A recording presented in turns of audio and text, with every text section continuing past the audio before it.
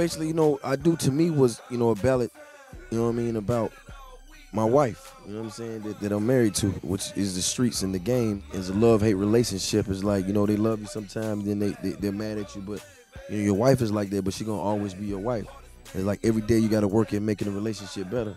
And that's what I felt like I do was my testament that, I'm married to this shit. Like, this ain't just, I don't get up and just do this on Thursday and Friday. This is Sunday through Sunday, you know what I mean, 24/8. And, adding Jay-Z and 3000 to the record, to me, I just wanted to hear what their version of I Do was, you know what I mean? For Jay, he was, whipping up the Mercedes and the 4 and the baby, that made sense. Andre 3000, his idea was, he's standing in the club talking to this chick and, he really want her. And so it just kind of came together as a great record, but the initial idea was, let me tell them that to death do us part, you know what I mean? And let no man, separate what we create, you know what I mean? For better or worse.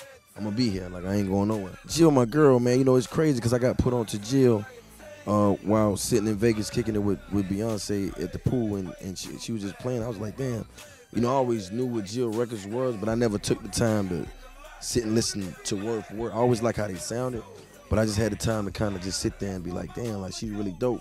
And I wondered what a record with me and her would be like. And when I reached out to her, we had a couple attempts, and I sent her a record that was cool. She was like, it's cool. But she's like, you know what, let me write something. You know what I mean? And she wrote the record and she sent it back and I loved it. And we had some complications with the beat. So I sent the actual song over to Justice League and they, did their thing to it and it came back amazing. So I was like, when I sent it to her, she was excited, I was excited. And when I played it for everybody, it was just what I thought. Because it's basically my life story. Like, this album is almost like the soundtrack to my life, which is the movie that comes with the album. Like that song plays a big part because that's like my whole description of what I went through in 2 verses with her bridge, and it's like that's real to me, and I just want everybody to know like that's real, and for her to say, just to have a hook that basically said being trapped, that's how I felt. It was like it hit home. OJ is that life. It's like, hey, we gonna get away with this shit. He was acquitted. He didn't do it, right? I mean, we was killing that white chick. You know what I'm saying? That's what we do. I mean, it's slang, it's terminology, it's ebonics. We call a lot of things everything. You know what I mean? And that's just one way of saying it. Like, I don't know what would be controversial about it.